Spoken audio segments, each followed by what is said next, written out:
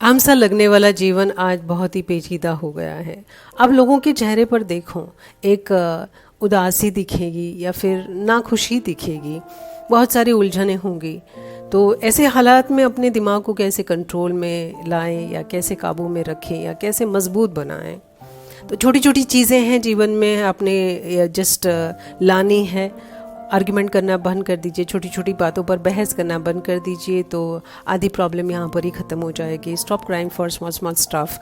हमारी एक आदत होती है कि हमारे पास में जो चीज़ें हैं हम उसे नज़रअंदाज करते हैं और जो चीज़ नहीं है उसके ऊपर ज़्यादा फोकस करते हैं, तो चीज़ों के बगैर हम रोना शुरू कर देते हैं। तो ये सारी चीज़ों के लिए आप जस्ट स्टॉप क्राइंग। नेगेटिव लोग आपके जीवन में, हमारे जीवन में, सभी के जीवन में होते हैं। तो आप जब भी समझ पाते हैं कि ये पर्सन आपको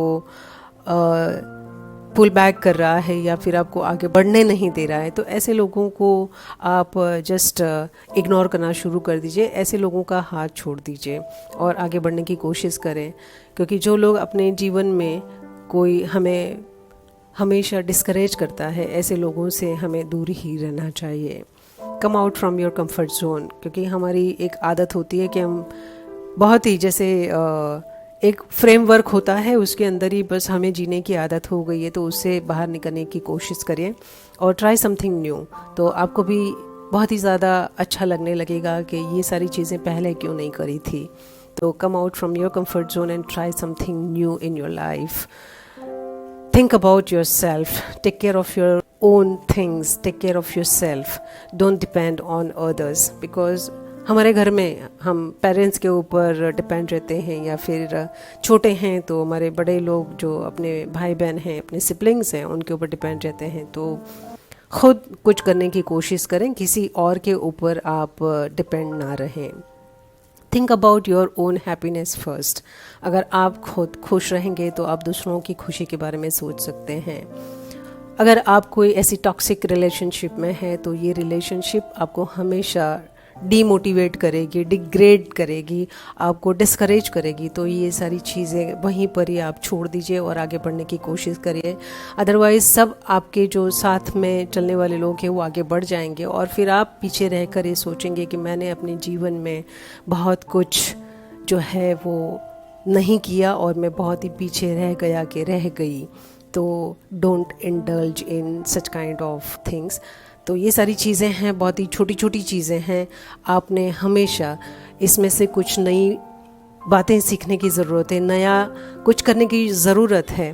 क्योंकि एक जीवन है, एक जीवन में हम बहुत सारा अफसोस करते रहेंगे, क्रिटिसाइज़ करते रहेंगे, आर्ग्यूमेंट्स करते रहेंगे और चीज़ें ना होने की वजह से हम सोचेंगे कि हमारे पास ये नहीं है और दूसरों के पास में है।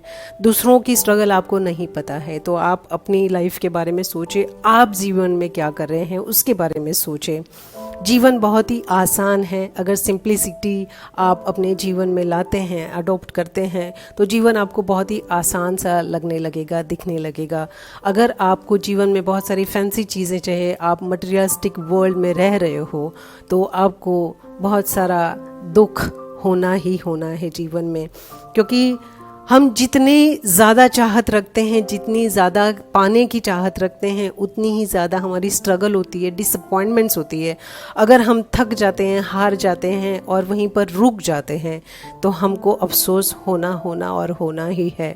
तो आप समझदार हैं, आपके पास में एक अच्छा सा दिमाग दिया हुआ है। You have a brain to think what is the need in your life, what you want and what is your need। ये दोनों के बीच का मतलब समझने की कोशिश हमेशा करने की कोशिश करें। क्योंकि वांटिंग में और नीड में बहुत सारा फ़र्क होता है, ज़मीन आसमान का। तो ये समझने की कोशिश करें कि जीवन में आपको ज़रूरी क्या है। लोगों का रिस्पेक्ट कीजिए, लोगों को मान दीजिए। अगर आप लोगों का रिस्पेक्ट करेंगे तो आपको भी सामने ऐसा रिस्पेक्ट मिलेगा।